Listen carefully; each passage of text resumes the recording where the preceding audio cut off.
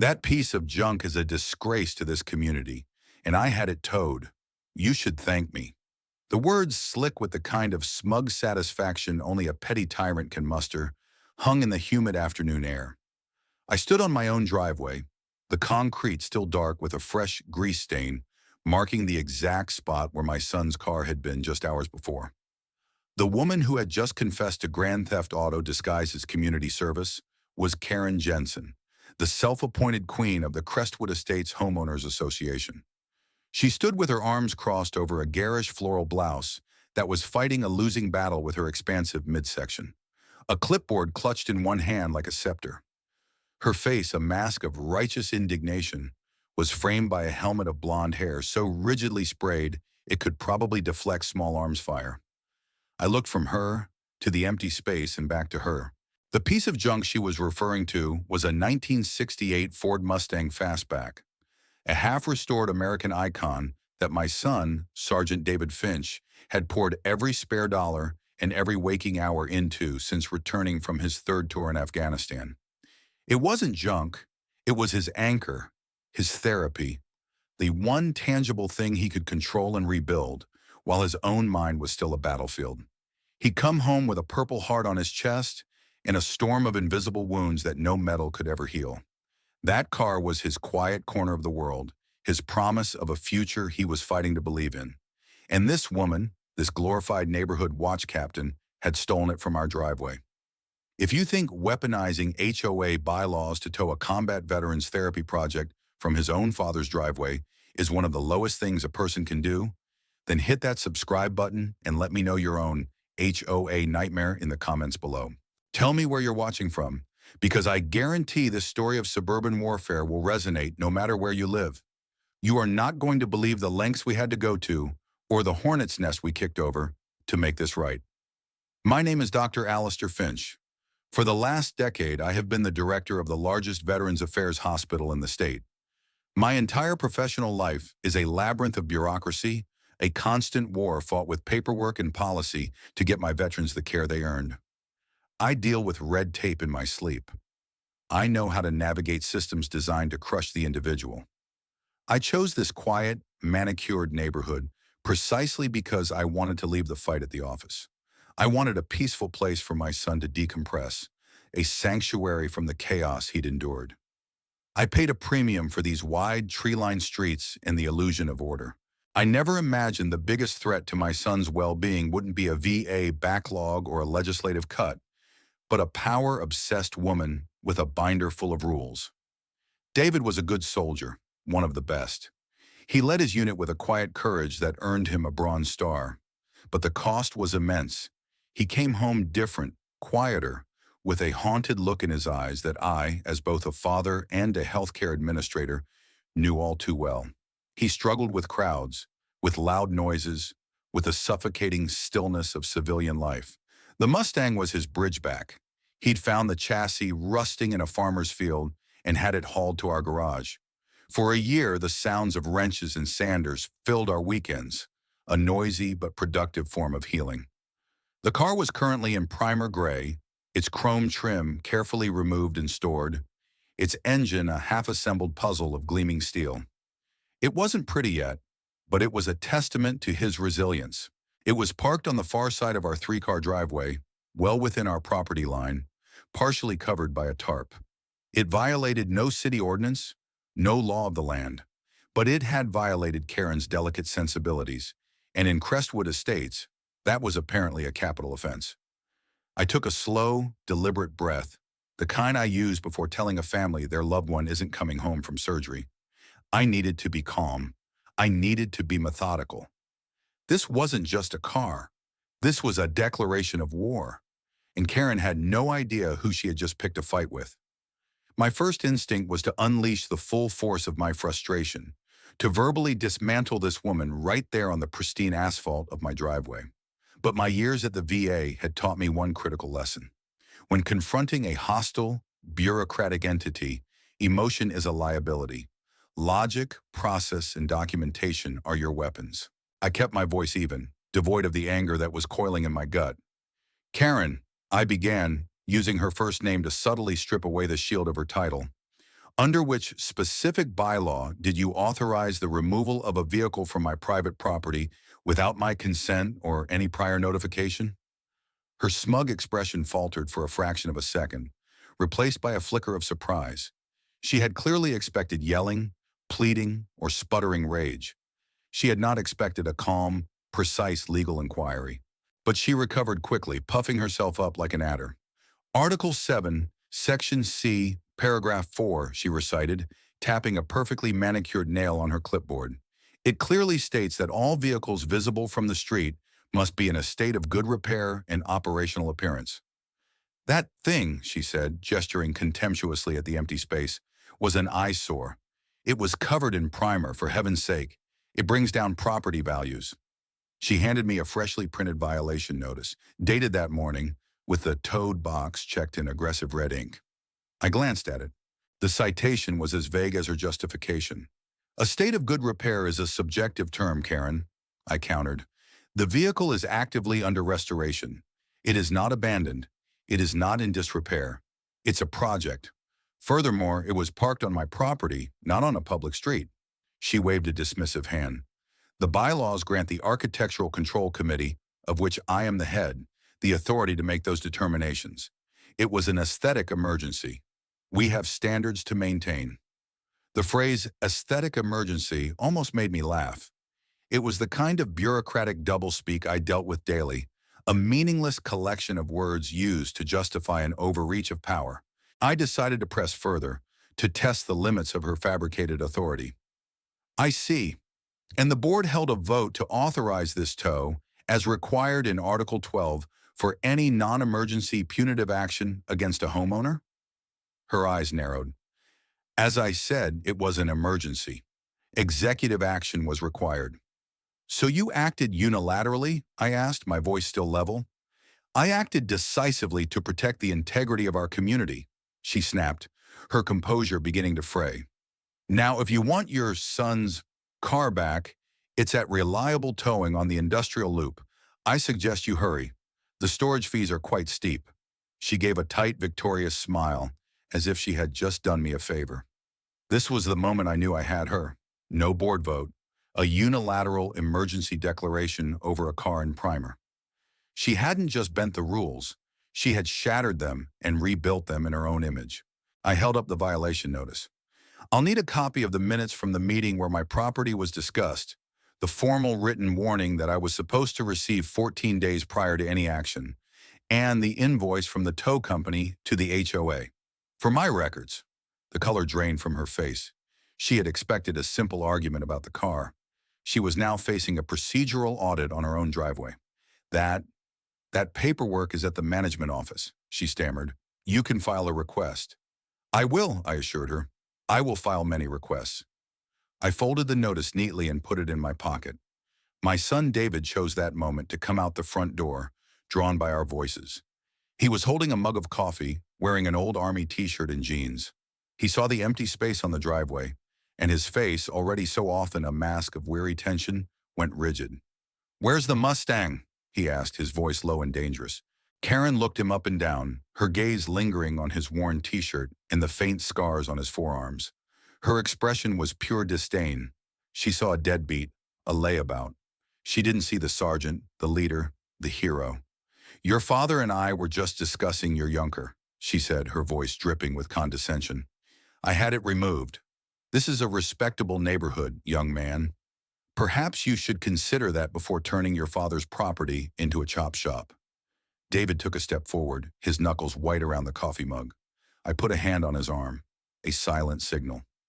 Not now. Not here. We do this my way. He stopped, his jaw tight, but he held his ground. I looked back at Karen, my calm demeanor finally cracking just enough to let a sliver of ice show through. You will regret this, I said, not as a threat, but as a simple statement of fact. You have no idea the hornet's nest you just kicked. She scoffed, turned on her heel, and marched back toward her perfectly manicured lawn. The victor of a battle she didn't even understand had just begun. The drive to Reliable Towing was silent and tense.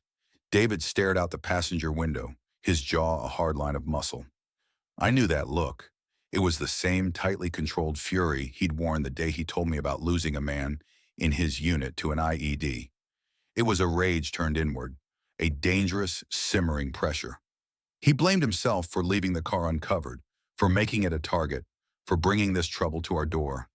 It was the same misplaced sense of responsibility he carried for things that were never his fault. The impound lot was a graveyard of bad decisions and misfortune, a dusty expanse of gravel surrounded by a chain-link fence topped with barbed wire. The air smelled of stale oil and desperation. Inside a grimy cinder block office, a man with a stained t-shirt and a permanent scowl slid a clipboard toward me. The bill was astronomical. There was the initial tow fee, an after-hours surcharge even though it was 3 in the afternoon, an administrative processing fee, and a full-day storage fee charged up front. The total came to $647. It was legalized extortion. "That's robbery," David muttered, his voice a low growl. "Take it or leave it," the man behind the counter grunted, not even looking up from his crossword puzzle. "Price goes up at midnight." I took out my credit card. "I'll take it," I said. "But I'll need a fully itemized receipt with the name of the authorizing party from the HOA and the time of the call." The man sighed, annoyed by the request for basic documentation. He scribbled Karen Jensen, Crestwood HOA on the form and shoved it back at me. I took it, along with the credit card slip, and folded them carefully. These were the first official exhibits for what I was now calling the Karen file. We were led out to the back of the lot where the Mustang sat, looking forlorn and out of place amongst the wrecked sedans and repossessed minivans. There was a long, fresh scratch down the passenger side door, a deep gouge in the primer that went right down to the metal. It hadn't been there this morning. The tow truck driver had been careless. David saw it at the same time I did. He ran his fingers over the scratch, his shoulders slumping. It was a physical wound on the one thing he was trying to heal. He didn't say a word, but I could feel his despair like a physical force. That scratch was more than just damaged paint. It was a violation, a desecration of his sanctuary. As we waited for the gate to be opened, another tow truck from the same company rumbled in, depositing a small sedan with a flat tire. The driver, a younger guy, hopped out. Seeing my interest in his truck, he gave me a nod. "Got an exclusive contract with your HOA," he said, wiping his greasy hands on a rag. "That lady Karen, she keeps us busy. Real stickler for the rules, she is. We get at least 2 or 3 calls a week from her. Easiest money we make. She points, we tow. No questions asked." The casualness of his comment sent a chill down my spine. 2 or 3 a week. This wasn't a one-time overreach against my son. This was a pattern. This was a system. Back home, I retrieved my own copy of the Crestwood Estates covenants, conditions, and restrictions from the filing cabinet where it had sat, unread, since we moved in. It was a dense, 100-page document of legalese and fine print. I poured myself a glass of scotch, sat down at my dining room table, and began to read. I read it the way I read complex federal regulations for the VA, line by line, with a highlighter and a legal pad, cross-referencing sections, looking for loopholes and contradictions. David sat across from me, silently disassembling and cleaning a carburetor on a rubber mat, the familiar methodical motions calming his frayed nerves. By midnight, I had found it. Article 12, Section F, Enforcement and Penalties. The procedure was crystal clear, laid out in unambiguous language. Step 1, a formal written warning delivered to the homeowner, detailing the specific violation. Step 2, a 14-day period for the homeowner to cure the defect. Step 3, if the defect is not cured, a fine may be levied, but only after a majority vote by the HOA board at a scheduled meeting. Step 4, actions involving the removal of property or the placement of a lien required a 30-day notice and a supermajority vote. Karen had followed none of it. She had skipped straight to a punishment that wasn't even on the books for a first-time aesthetic violation. She was a dictator, not a president. I opened a new manila folder and, with a black marker, wrote Karen File on the tab. Inside, I placed the tow yard receipt, the credit card slip, and the illegal violation notice. I took my annotated copy of the bylaws and placed it next to them. This was no longer just about getting my $647 back. This was about dismantling an entire corrupt regime, one piece of paper at a time. The war had begun. The next phase of my operation was reconnaissance. A general doesn't march his army into battle without knowing the terrain and the disposition of the local populace. My campaign against Karen would be no different. I started subtly, using the mundane routines of suburban life as cover. While walking my golden retriever, Winston, in the mornings, I'd strike up conversations with other dog walkers. At the community mailbox, I'd linger a little longer, making small talk with whoever was there. My opening gambit was always the same, a casual, non-confrontational question. "Morning, Bill. Say, did you happen to get a notice about the new enforcement push from the HOA?" The responses were immediate and illuminating. It was like I had tapped into a hidden reservoir of resentment that was just waiting for an outlet. Bill, a retired engineer in his late 60s, grumbled about being fined $200 because his recycling bin was visible from the street 2 hours before the designated time. "She must have been watching with binoculars," he fumed. I met Maria and Javier Ramirez, a young couple who had just moved in. They told me, their voices a mixture of anger and embarrassment, about their ordeal with their front door. They had painted it a tasteful, dark green. 2 days later, a notice from Karen was taped to it. Wrong color. They repainted it a muted gray. Still wrong. The notice said it had to be one of 3 approved shades of beige, a list Karen apparently kept in her head. They were on their 3rd coat of paint, trying to find the mythical Crestwood taupe. The most potent story, however, came from Mrs. Gable, a sweet, white-haired widow in her 80s who had lived in the neighborhood since it was built. Karen had led a campaign to force her to remove the small collection of ceramic garden gnomes from her flower bed, calling them tacky and inconsistent with community standards. The gnomes had been a gift from her late husband. The fight had exhausted her, and she'd finally given in, moving the cheerful little statues to her backyard where no one could see them. She spoke of it with a deep sadness, as if a part of her home's joy had been extinguished. Each story was a piece of a larger puzzle, and the image emerging was one of a community held hostage by a bully. Karen wasn't enforcing rules. She was wielding them like a club, targeting anyone she deemed out of line, too new to know better, or too old to fight back. Her enforcement was arbitrary and deeply personal. I learned that her best friend, another board member named Cynthia, had a flock of garish pink plastic flamingos on her lawn that had been there for years without a single notice. The rules were for everyone else. The most crucial alliance I formed was with Colonel George Patterson, a retired Marine who lived 3 doors down. George was a man carved from granite, with a ramrod-straight posture and a gaze that could peel paint. I'd seen him around but had never spoken to him at length. I approached him one afternoon as he was meticulously trimming the hedges in front of his house. I told him what had happened with David's car. His face, already stern, hardened into a mask of cold fury. "She towed a combat veteran's car?" he asked, his voice a low rumble. "From his own driveway?" I nodded. George put down his shears. "That woman," he said, "has a tactical understanding of absolutely nothing." He then told me his own story. Karen had sent him a violation notice for flying the Marine Corps flag on the same pole as the American flag. She'd cited a rule about non-approved banners. He had sent her back a 1-sentence handwritten reply. "This is not a banner. It is the standard of the United States Marine Corps, and you can pry it from my cold, dead hands." He hadn't heard from her since, but the insult still simmered. He saw Karen's actions not just as petty tyranny, but as a profound disrespect to the service and sacrifice my son, and he himself, had represented. That evening, a small group of us gathered in my living room.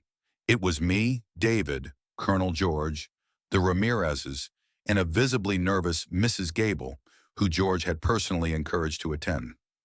I laid out the Karen file on my coffee table, the receipts, the bylaws, the growing list of grievances.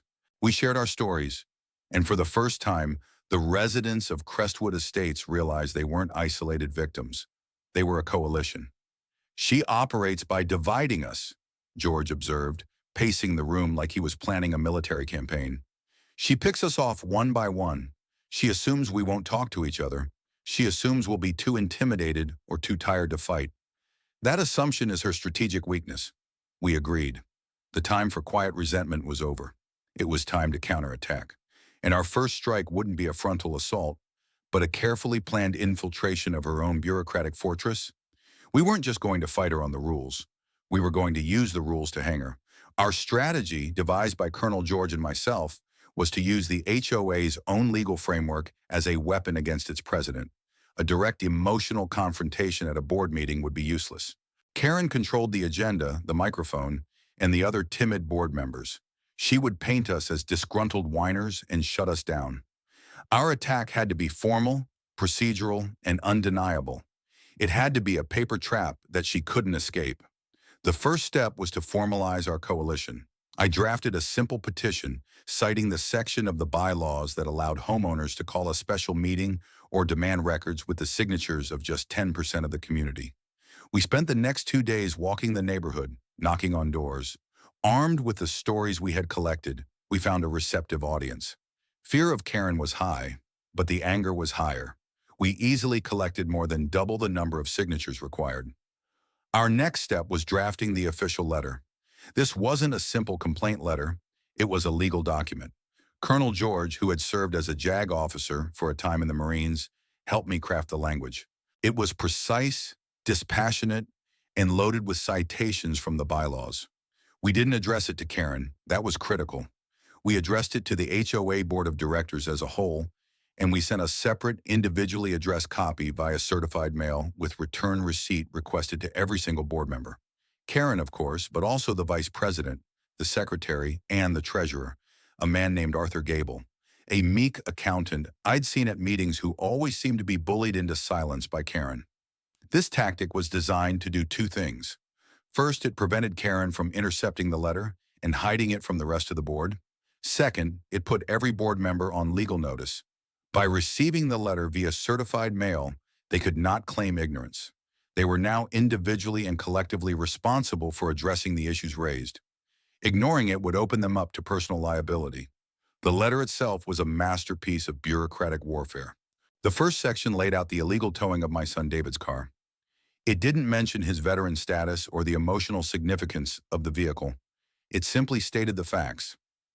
A vehicle was towed from private property in direct violation of Article 12, Section F, paragraphs 1 through 4. It listed the specific procedural failures. No written warning, no cure period, no board vote. It included a photocopy of the tow receipt and demanded full reimbursement of the $647. The second section broadened the attack. It referenced, without specific names but with dates and details, the other grievances. The pattern of arbitrary fines for recycling bins, the harassment over approved paint colors, the forced removal of garden gnomes, and the improper citation regarding the Marine Corps flag. This established a clear pattern of abuse of power and selective enforcement, which was a direct violation of the board's fiduciary duty to all members. But the final section was the kill shot. Citing Article 15, which allowed members to demand a full financial review, we formally requested a complete, independent audit of the HOA's books for the past 2 fiscal years. Specifically, we demanded to see the full contract with reliable towing and a detailed breakdown of all payments made to them, including any and all discretionary fees or commissions. The casual comment from the tow truck driver about their exclusive contract and how Karen keeps us busy had been nagging at me. Where there's that much smoke, there's often a financial fire. This demand for an audit was the one thing they couldn't refuse without openly admitting they had something to hide. It was a legal checkmate. We had forced the other, more passive board members into a corner. They could either side with Karen and risk being named in a future lawsuit for dereliction of duty, or they could save themselves by complying with our legally sound request. We mailed the letters on a Monday morning. The green certified mail cards started coming back to my mailbox by Wednesday. We knew each board member had received their package. The trap was set. Now all we had to do was wait for the cornered animal to react. We didn't have to wait long. On Friday afternoon, a notice was posted on the community bulletin board. An emergency homeowners meeting had been called for the following Tuesday evening. The agenda item was listed as addressing recent malicious accusations and upholding community standards. Karen was taking the bait. She was going to try and crush the rebellion in a public forum. It was exactly what we were counting on. She thought it was her stage, but we were the ones who had written the script. The community clubhouse, usually reserved for potlucks and holiday parties, was buzzing with an energy it hadn't seen in years. The emergency meeting had drawn a crowd. Word had spread through the neighborhood about our petition and the formal demands. People I'd never seen at an HOA meeting before were filing in, taking seats on the folding chairs, their faces a mixture of curiosity and apprehension. They smelled blood in the water. I sat in the front row with David on one side and Colonel George on the other. Mrs. Gable and the Ramirezes were right behind us, a small but solid block of support. Karen and the other 3 board members sat at a long table at the front of the room. Karen was in her element, radiating an aura of absolute authority. She wore a severe navy blue pantsuit, her shoulders squared like a linebacker's.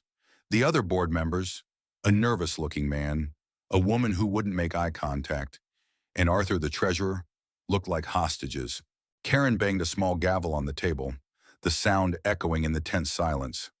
"This emergency meeting has been called," she began, her voice sharp and accusatory, "to address a series of baseless and malicious attacks leveled against this board, and against me personally by a small group of disgruntled residents who seem to believe the rules do not apply to them." Her eyes locked on me. "It seems some people would rather turn our beautiful neighborhood into a junkyard than abide by the simple standards that protect all of our property values." A few of her known allies in the audience murmured in agreement. She was setting the narrative, painting us as the problem. This was her home turf, and she was playing to her base. "The incident that sparked this campaign of harassment," she continued, her voice dripping with scorn, "involved an abandoned, derelict vehicle that was illegally stored in plain sight, in violation of our covenants." "It wasn't abandoned, and it wasn't in violation," I stated calmly from my seat, not rising, not shouting. My quiet interjection threw her off her rhythm. "You are out of order, Mr. Finch," she snapped. "This is not a debate." "It is when you're misrepresenting the facts," Colonel George added, his voice a low baritone that commanded attention. "The bylaws you violated are quite clear." Karen's face flushed a deep, angry red. She was losing control. "This is about upholding the aesthetic integrity of Crestwood Estates. We cannot allow one person's unsightly hobby to degrade the living experience for everyone else." At this point, David, who had been sitting in stony silence, decided he'd had enough. He stood up. He wasn't aggressive, he wasn't loud, but his presence seemed to suck the air out of the room. Everyone turned to look at him. He was just a young man in a simple polo shirt and jeans, but he stood with the unshakable stillness of a soldier. "Ma'am," he said, his voice quiet but carrying to every corner of the room, "my name is David Finch. That unsightly hobby you're talking about is my car. It's a 1968 Mustang, and it's not a hobby. It's the one thing that keeps my hands from shaking. It's the one place I can go to forget the things I had to see and do in a country half a world away so that people like you could sit here and worry about the color of your neighbor's front door." A hush fell over the room. He hadn't raised his voice, but his words were devastating. He continued, his gaze fixed on Karen. "I spent the last year of my life leading men in combat. I brought all of them home, but I didn't come home all the way. Parts of me are still over there, working on that car. It brings a little piece of me back each day. It's quiet, it's mechanical, it makes sense. When you had it towed, you didn't just take a car. You took a piece of my recovery. You took my peace." The mood in the room had shifted palpably. The faces that had been neutral or vaguely supportive of Karen were now filled with sympathy, respect, and a dawning anger on David's behalf. They weren't seeing a rule breaker anymore. They were seeing a young veteran, their neighbor, who had been deeply wronged. Karen, however, was incapable of empathy. She saw his heartfelt confession not as a plea for understanding, but as a direct challenge to her authority. Backed into a corner, she made the single greatest mistake of her tenure as president. She doubled down. "Well, I'm very sorry for your personal problems," she said, her voice laced with venomous sarcasm. "But they are not the community's concern. We have standards. This is not a therapy clinic. This is a residential community, and the rules apply to everyone, regardless of their sob story. The collective gasp from the audience was audible. The sheer callousness of her statement, the utter lack of compassion, was staggering. She had just dismissed a soldier's trauma as a sob story. In that single moment, she lost the room completely. She had turned a simple dispute over a car into a public indictment of her own character. She had exposed herself for what she was, a cruel, petty tyrant who cared more about power than people. Colonel George seized the moment. He stood and addressed the room, not Karen. This isn't about a car anymore, is it? It's about abuse of power. It's about a board president who acts like a dictator, who harasses senior citizens and veterans, and who clearly has no respect for the very people she's supposed to serve. That's why we have formally demanded a full financial audit of this HOA. We want to see the books. We want to see the contract with this tow company she seems to have on speed dial. The word audit sent a new shockwave through the room. Karen's face went white. She banged the gavel furiously. "This meeting is adjourned," she shrieked. But it was too late. The residents were on their feet, shouting questions, demanding answers. The rebellion had begun, and Karen's regime was starting to crumble. The demand for a financial audit, now publicly declared, backed Karen and the board into a legal corner. Under the HOA's own governing documents, they had no choice but to comply. The motion was formally ratified at the next, much more subdued board meeting. Karen tried to insist that her hand-picked accounting firm handle the review, but Colonel George, citing conflict of interest, successfully argued for a neutral, third-party auditor, chosen from a list approved by our coalition. Arthur, the meek treasurer, looked visibly relieved to be handing over the books. He met with George and me privately in the library a few days later, carrying a heavy ledger and a box of files. "I'm glad you're doing this," he whispered, constantly looking over his shoulder as if Karen might materialize from behind a bookshelf. She controls everything. She signs all the checks. I just verify the totals. She always said it was more efficient that way." His words confirmed our suspicions. Karen wasn't just a micromanager. She was deliberately consolidating financial control, cutting the treasurer out of the approval process. This was a massive red flag. We handed the documents over to the independent auditor, a stern, no-nonsense woman named Mrs. Albright, who had a reputation for being a bloodhound with spreadsheets. We specifically asked her to scrutinize all transactions related to property maintenance and vendor contracts, with a special focus on reliable towing. While Ms. Albright began her forensic examination of the HOA's finances, I started my own parallel investigation into Karen herself. A simple public record search was all it took. I found property records, business licenses, and corporate filings, and that's when I found the smoking gun. In a state database of registered businesses, I found an LLC named Karen Jensen Community Consulting. It was a consulting firm with a vague and meaningless business purpose statement. It had been incorporated 2 years prior, shortly after Karen was elected HOA president. The registered agent and sole officer of the corporation was listed as Karen Jensen. The address for the business was a P.O. box in a neighboring town. A week later, Ms. Albright called me. "Dr. Finch," she said, her voice crisp and professional, "I believe I found some significant irregularities. You might want to see this." George and I met her at her office. She had spreadsheets and bank statements laid out across a large conference table. "Here's the contract with Reliable Towing," she said, pointing to a document. "It's an exclusive 3-year agreement. The rates they charge the HOA are about 30% higher than the industry average. But that's not the interesting part." She slid another document across the table. It was an invoice not from Reliable Towing, but from Karen Jensen Community Consulting to Reliable Towing. The invoice was for a monthly retainer and location fee. The amount was a flat $1,000. There was one for every month going back 2 years. "Reliable Towing is paying Karen's consulting firm $1,000 a month," Ms. Albright explained, "but it gets better." She then showed us the HOA's expense ledger. Every time Reliable Towing submitted an invoice to the HOA for a tow, there was a corresponding separate payment of $200 made out from the HOA's operating account directly to Karen Jensen Community Consulting. The memo line on every check read, "Community Standards Enforcement Fee." It was a kickback scheme, elegant in its simplicity and breathtaking in its audacity. For every resident she victimized, for every car she towed, Karen was personally pocketing $200 directly from the HOA's coffers, on top of the monthly retainer she was getting from the tow company. She wasn't just a bully, she was a thief. She had monetized her petty tyranny. The towing of David's car wasn't about property values, it was a payday. Mrs. Gable's gnomes. The Ramirez's front door. Every fine, every violation was an excuse to flex her power, and, as we now knew, to enrich herself. Arthur, the treasurer, when presented with the evidence, was horrified. He immediately provided a sworn affidavit stating that Karen had presented these enforcement fees as legitimate administrative costs approved by the board, which she controlled. He admitted he never questioned the payments to a consulting firm with her own name on it. He was too intimidated. We now had everything we needed. We had the paper trail, the third-party audit, and a witness. This was no longer just an HOA matter to be settled with a recall vote.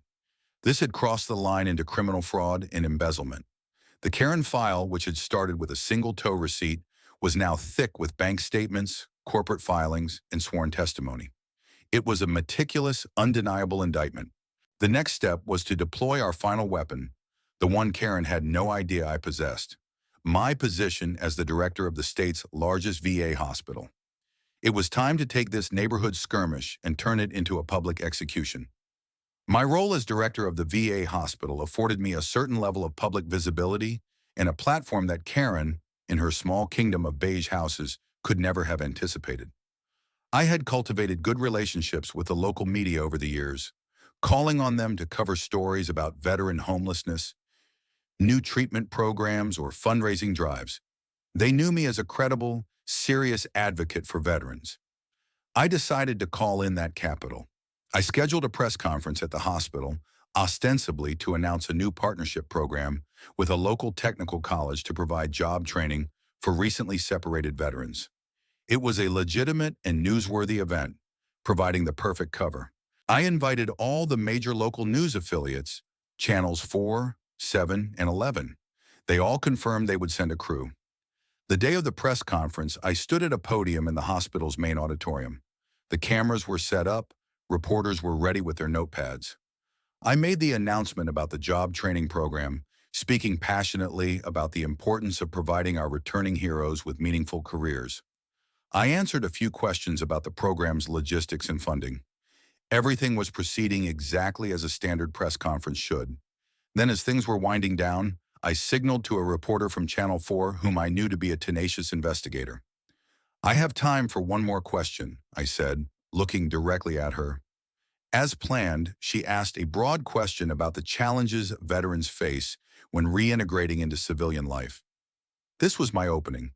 I paused, letting the silence hang in the air for a moment, my expression turning from hopeful to grave. "That's an excellent question," I began, my voice now somber. "Our veterans face so many hurdles: PTSD, traumatic brain injuries, the difficulty of translating their skills to the civilian workforce.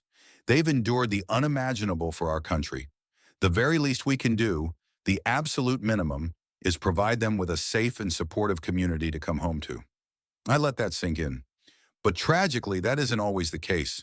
I want to tell you a story about a local combat veteran, a young man who served multiple tours in Afghanistan, who came home decorated for his valor, but also wounded, both visibly and invisibly.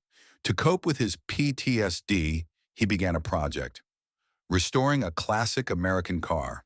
It was his therapy. It was his way of rebuilding his own life, piece by piece.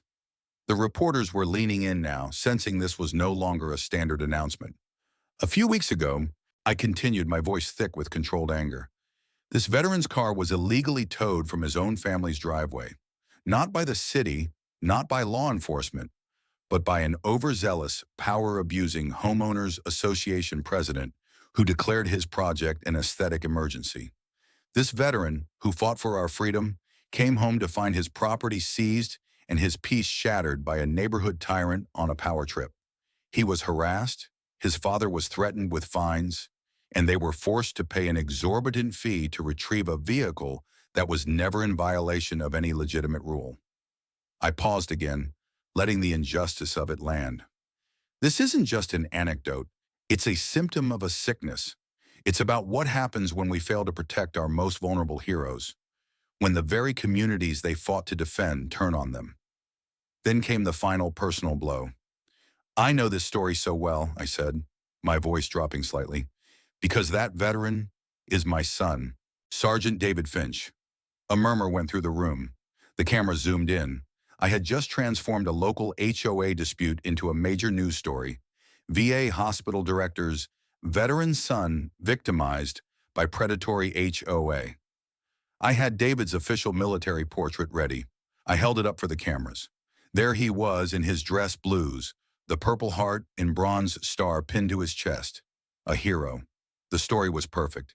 It had a villain, a hero, and a powerful emotional hook. It was simple, infuriating, and deeply sympathetic. I hadn't mentioned the embezzlement or the kickbacks. That was the legal hammer, and it wasn't time for that yet.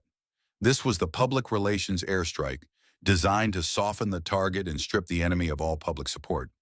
That evening, the story was the lead on every local newscast. They juxtaposed the image of David in his uniform with shots of the Crestwood Estates sign and a picture of Karen they'd pulled from the HOA's newsletter. The narrative was set in stone. Karen wasn't a diligent community manager. She was a villain who preyed on wounded warriors. Her phone must have started ringing off the hook. My phone certainly did, with calls of support from veterans groups, local politicians, and outraged citizens. The firestorm had begun, and Karen was standing right at its center. The news story hit Crestwood Estates like a bomb. Karen's carefully constructed world of absolute control and feigned respectability was incinerated overnight. Suddenly, the manicured lawns and identical mailboxes of our neighborhood were the backdrop for a story of injustice that was being discussed all over the city. According to neighbors, news vans were parked outside the entrance to our subdivision for 2 days straight.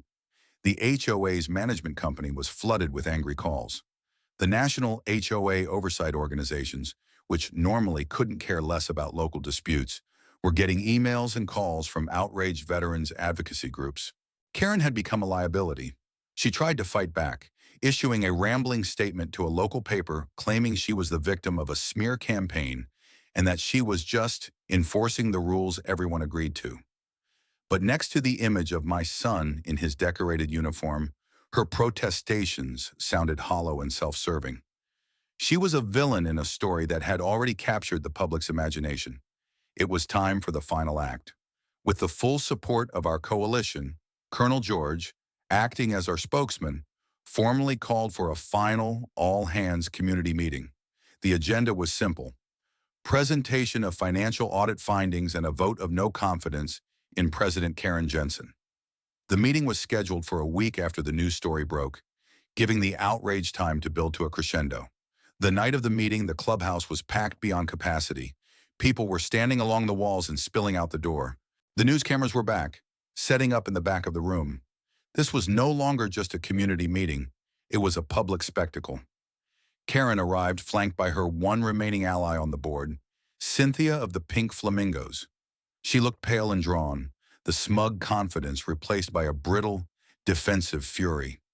She took her seat at the front table, refusing to make eye contact with anyone. She was isolated, a queen without a court. Colonel George took the podium. He didn't grandstand. He was the epitome of military brevity and precision. "Good evening," he began, his voice calm and authoritative. "We are here tonight to discuss the results of the independent financial audit of our Homeowners Association, an audit you, the homeowners, petitioned for." He gestured to a large screen he had set up. "What we found is deeply disturbing." For the next 20 minutes, with the cold, dispassionate clarity of a briefing officer, George laid out the entire scheme. He put the invoices on the screen, the inflated bills from Reliable Towing, the monthly retainer checks from Reliable Towing to Karen Jensen Community Consulting, the separate $200 Community Standards Enforcement fee checks paid directly from the HOA's account to Karen's shell company for every single tow. He showed the corporate filing for her company with her name listed as the sole officer. The evidence was overwhelming, clear, and projected 10 feet high for everyone to see. A wave of angry murmurs rippled through the crowd. People were pointing at the screen, then at Karen, their faces masks of disbelief and betrayal. All the petty fines, the harassment, the constant feeling of being watched and judged. It was all for this. It was for her personal enrichment. When George finished, the room was silent for a moment, the weight of the revelation settling over everyone. Then Karen shot to her feet, her face contorted with rage. "Lies! This is a fabrication!" she shrieked, pointing a trembling finger at me. "This is a vendetta. He's using his power and his position to ruin me, all because I wouldn't let his son turn our neighborhood into a ghetto with that disgusting car." It was a desperate, pathetic final stand. She tried to deflect, to make it about me, about David's Mustang, about anything other than the damning evidence on the screen. But no one was buying it. Her credibility was gone, her authority shattered. At that precise, climactic moment, the back doors of the clubhouse opened. Two uniformed police officers entered the room. They had been waiting outside, having been briefed by Colonel George and provided with a full copy of the audit in Arthur's sworn statement. They moved calmly and deliberately through the crowd, which parted for them in stunned silence. They walked directly to the table at the front of the room, stopping in front of a sputtering, wide-eyed Karen. "Ma'am, are you Karen Jensen?" the lead officer asked, his voice polite but firm. Karen nodded dumbly, her mouth hanging open. "You are under arrest for multiple counts of felony fraud and embezzlement." The officer's words cut through the tension. He instructed her to put her hands behind her back. The sharp metallic click of the handcuffs being fastened echoed through the silent room. It was the sound of justice, final and absolute. As the officers led her away, past the news cameras that were capturing every humiliating second, she locked eyes with me. Her look was one of pure, undiluted hatred. I didn't smile. I didn't gloat. I simply held her gaze, my expression calm and steady. It was over. The reign of Queen Karen had come to an end, not with a bang, but with a click. The aftermath of Karen's very public downfall was swift and transformative. The story of her arrest, complete with footage of her being led away in handcuffs from the meeting, was the new lead story, a satisfying conclusion to the drama that had captivated the city. The national HOA organizations used Crestwood Estates as a case study in failed governance, and our neighborhood became, for a brief time, a symbol of homeowner empowerment. In the vacuum of Karen's absence, the community began to heal. The remaining board members, including Cynthia, resigned in disgrace. A special election was held, and a new board was voted in. Colonel George, despite his initial reluctance, was unanimously elected as the new president.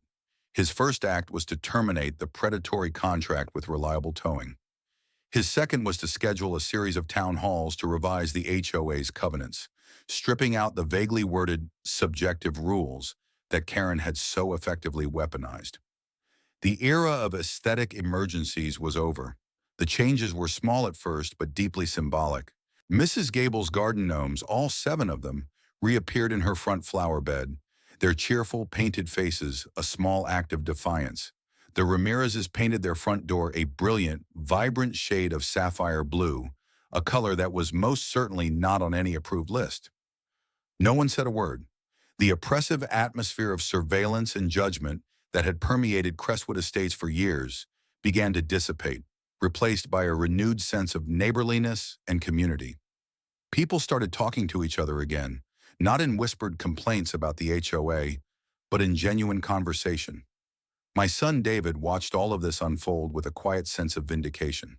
The public validation, the knowledge that the wrong done to him had been so thoroughly righted, seemed to lift a weight from his shoulders. With the cloud of the HOA dispute gone, he threw himself back into his work on the Mustang with a new focus and energy. The garage once again became his sanctuary, but now it felt less like a refuge and more like a creative workshop. The final piece of the engine was lowered into place. The wiring was meticulously connected. The last coat of paint was applied. One crisp autumn Saturday, months after the arrest, he called me out to the garage. The overhead doors were open, and the afternoon sun streamed in, glinting off the car. It was finished. The Mustang was no longer a project in primer gray. It was a gleaming masterpiece of cherry red paint and polished chrome. It was stunning, a perfect fusion of classic American muscle and my son's painstaking dedication. It was more than a restored car. It was a monument to his own recovery. He had taken something broken and, with his own two hands, made it whole and beautiful again. He looked at me, a wide, genuine smile on his face, the kind of easy smile I hadn't seen since before his first deployment. "She's done, Dad," he said, his voice filled with a pride that was deep and earned. He tossed me the keys. "You want to do the honors?" I felt a lump form in my throat. I got into the driver's seat, the smell of new leather and fresh paint filling my senses. I turned the key. The 289 V8 engine roared to life with a deep, throaty rumble that vibrated through the entire garage. It was the sound of power, of freedom, of a job well done. David got in the passenger seat, and I backed the Mustang out of the driveway. We drove slowly through the streets of Crestwood Estates. Heads turned, people smiled and waved. We drove past Mrs. Gable's gnomes, past the Ramirez's bright blue door, past Colonel George's house, where the American flag and the Marine Corps flag now flew together, proudly. This was the neighborhood I had hoped for when we first moved in. Not just a collection of houses, but a community of people who looked out for one another. The victory wasn't just in seeing Karen face justice. The true victory was this. It was the restoration of peace, the rebuilding of trust, and the quiet, powerful roar of my son's car as we drove off into the sunset, leaving the shadows of the past behind us, finally on the open road.